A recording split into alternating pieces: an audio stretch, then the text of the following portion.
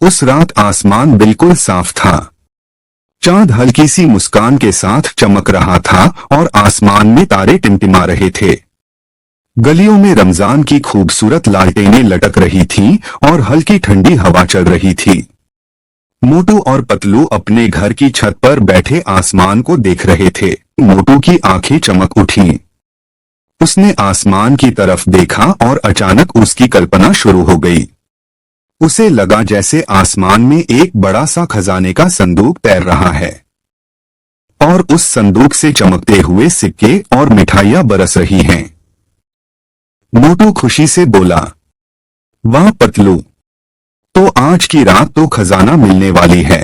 दोनों दोस्त धीरे धीरे फुरफुरी नगर की सजी हुई गलियों में निकल पड़े।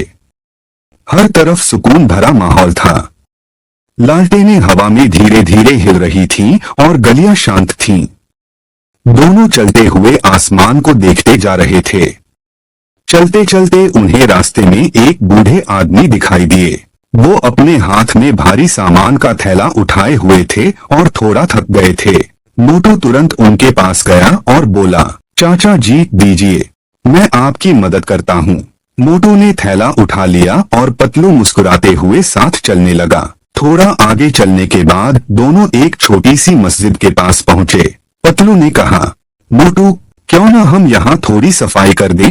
मोटू ने झाड़ू उठा ली और दोनों ने मिलकर आंगन साफ किया। उन्होंने जूतों को भी अच्छी तरह से लाइन में लगा दिया।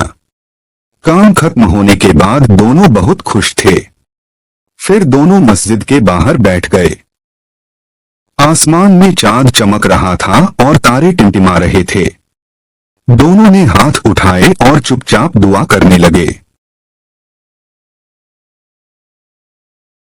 रमजान का मुबारक महीना था। एक दिन मोटू और पतलू बाजार जा रहे थे। बाजार में उन्होंने देखा कि कुछ लोग बहुत गरीब थे। उनके पास खाने के लिए ज्यादा सामान भी नहीं था। यह देखकर मोटू और पतलू को अफसोस अफसोस हुआ। दोनों ने सोचा कि हमें इन लोगों की मदद करनी चाहिए।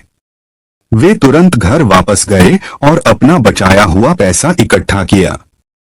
फिर दोनों बाजार गए और उन पैसों से आटा, चावल, दाल, खजूर और दूसरा जरूरी सामान खरीद लिया। मोटू और पतलू ने वह सब सामान गरीब लोगों में बांट दिया। गरीब लोग बहुत खुश हुए और उन्होंने मोटू और पतलू का दिल से शुक्रिया अदा किया। यह देखकर मोटू और पतलू के चेहरों पर भी मुस्कान आ गई। उन्हें महसूस हुआ कि दूसरों की मदद करना सबसे बड़ी खुशी होती है। सीख मोरल: हमें हमेशा जरूरतमंद लोगों की मदद करनी चाहिए। दूसरों की मदद करने से अल्लाह भी खुश होता है और दिल को सुकून मिलता है।